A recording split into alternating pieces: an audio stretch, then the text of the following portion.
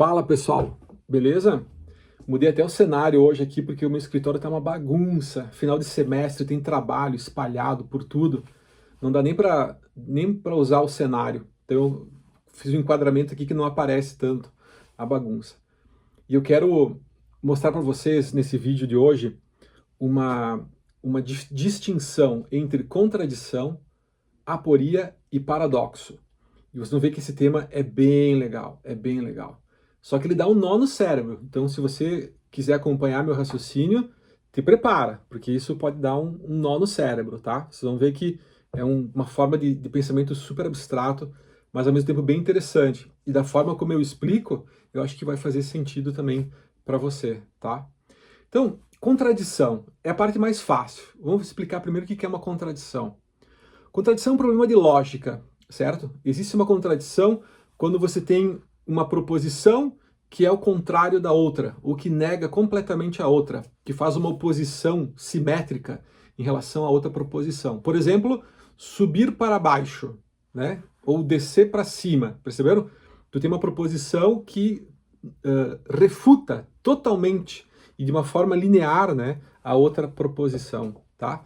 No campo do direito, as contradições acontecem quando você tem uma norma jurídica que obriga a fazer de um jeito e uma outra norma jurídica que proíbe fazer daquele mesmo jeito. Então, é uma situação de contradição. Uma norma, ela anula completamente a eficácia da outra, né? E a validade também, né? As contradições são problemas de validade no direito, estudados muitos, né? Por Hans Kelsen, tá? Então, isso que é uma contradição. O frio que queima, né? Um seco molhado, enfim, essas expressões, né, que uma proposição nega completamente a outra, tá? Isso que são as contradições. Muito bem. Agora, a aporia é uma coisa muito mais profunda. A aporia tem a ver com questões que vêm até da filosofia, certo? E a aporia tem a ver com falta de fundamento de uma afirmação. Reparem a diferença. A contradição, tu não tem uma questão de fundamento, é só uma proposição que se choca com outra. Uma nega completamente a outra. É um problema de lógica, portanto. Já a aporia não tem problemas de lógica. A aporia é um problema de fundamento. Por isso que a gente diz que as aporias elas acontecem mais no plano filosófico. Uma das primeiras aporias interessantes da história foi uma afirmação feita por um filósofo lá da Grécia Antiga, chamado Parmênides, tá? E o Parmênides, ele era de Creta, e uma vez ele afirmou, todo cretense é um mentiroso. Ó, isso é uma aporia. Porque se a pessoa é de Creta e ela diz que todo cretense é um mentiroso, então se ela estiver falando a verdade, então ela está mentindo. Mas se ela estiver mentindo, então ela está falando a verdade. Perceberam? Isso é uma aporia. Eu disse que eu ia dar um nó no cérebro de vocês hoje. A aporia, portanto, pessoal, ela torna impossível tomar uma decisão sobre como que tu entende aquela proposição, tá? Reparem que a palavra aporia, ela significa ausência de poros, aporia, né? Ausência de poros é aquela situação que não tem saída, não tem porosidade, você não tem como sair, né, daquela proposição, tá? Vou lembrar para vocês uma outra aporia interessante também da história da filosofia, é o niilismo de Nietzsche, porque Nietzsche uma vez afirmou que a verdade não existe, né? Mas se a verdade não existe, essa afirmação também não é verdadeira, então a verdade existe, perceberam? Tudo é relativo, mas essa afirmação de que tudo é relativo, ela também é relativa? Então existiria o absoluto? Ou tudo é relativo, exceto essa afirmação de que tudo é relativo? Porque essa afirmação, então, ela é absoluta, já que ela está dizendo que tudo é relativo, perceberam? Isso aqui são aporias, tá? A aporia, portanto, meus caros, é um problema filosófico que envolve uma questão de fundamento da proposição, tá? Agora, eu quero contar para vocês uma forma de entender o paradoxo, tá? E uma pequena distinção, assim, da aporia para o paradoxo.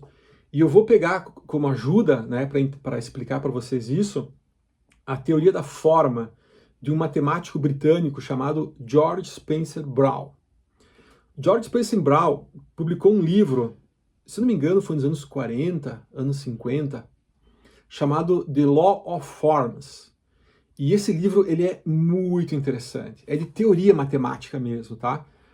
E o George Spencer Brown, ele faz uma análise da forma, né, da questão tipo das proposições simbólicas, né, no campo da linguagem matemática, e ele analisa uma questão que ele chama de re-entry, que é a reentrada da forma naquilo que ela mesma distinguiu.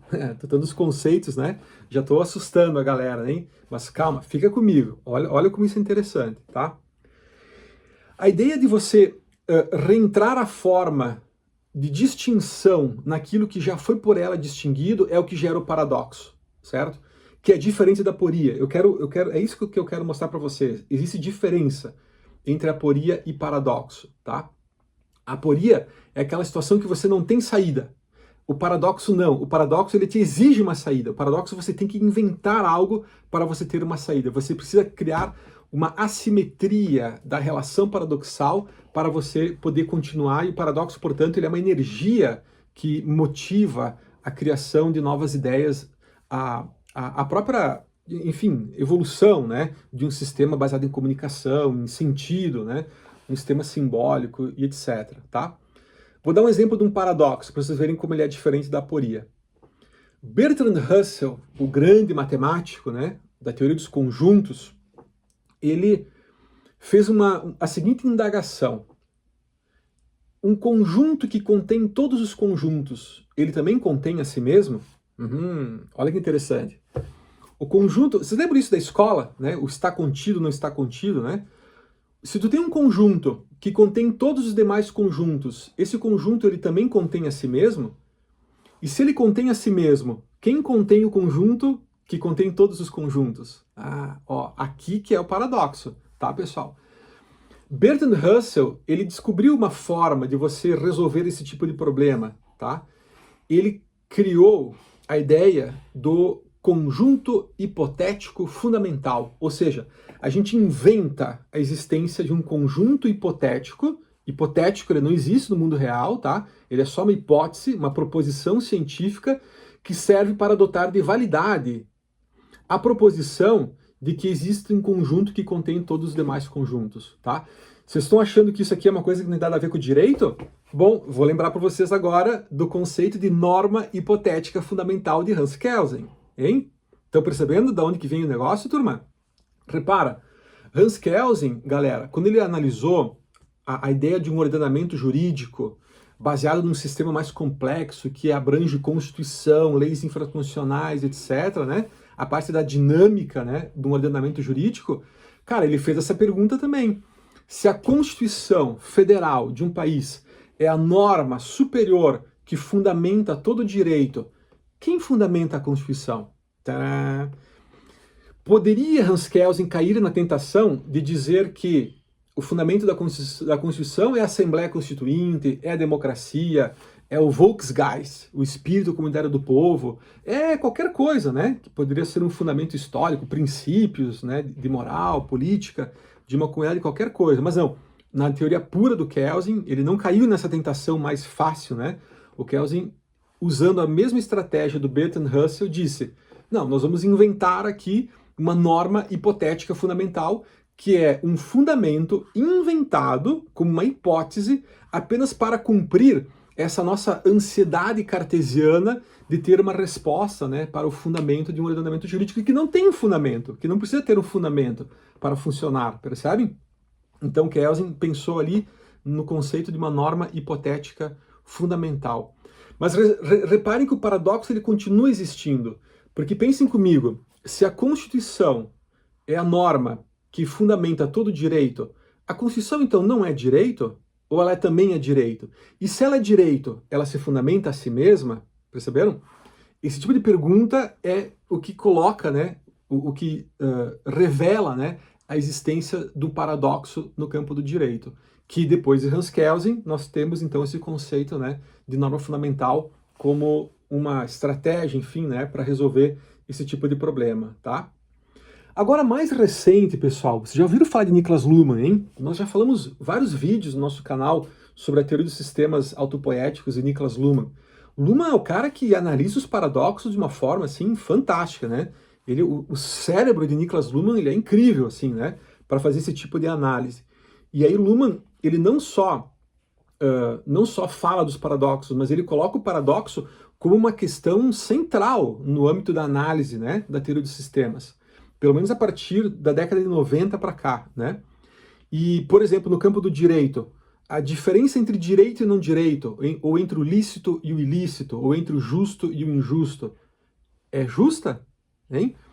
É direito distinguir entre direito e não direito? Perceberam? Esse é um problema de paradoxo. Se você perceber, não há um fundamento, não há a possibilidade de pensar numa resolução desse tipo de paradoxo que existe no direito. Então, o que um sistema faz? Ele cria uma referência externa a si mesmo para justificar essa assimetria que é o que desdobra o paradoxo. Então, meus caros, um paradoxo, ele nunca se resolve. Não existe resolução de um paradoxo. O que acontece é a busca por uma referência externa que é introduzida no sistema de referência para desdobrar esse paradoxo. Aí o paradoxo ele se torna inofensivo, né? A gente não enxerga mais o paradoxo, mas ele continua lá, tá? Então, se vocês gostaram desse vídeo, deixa seu like, inscreva-se no nosso canal. Eu sei que esse vídeo aqui ele dá um nó na nossa cabeça, mas é bem legal, hein? Ele vai agitando assim novas sinapses, né? Ele coloca para o nosso cérebro, né, um desafio de fazer um tipo de pensamento que não é assim tão comum, né? Um pensamento que não é linear, tá? Eu particularmente adoro, né, os estudos dos paradoxos, especialmente na versão que Niklas Luhmann faz, né, dessas análises, tá? Valeu, pessoal. Um abraço a todos. E deixa aí nos comentários aí o que você achou, né, dessa distinção entre contradição, aporia e paradoxos no campo do direito e da filosofia. Valeu, turma!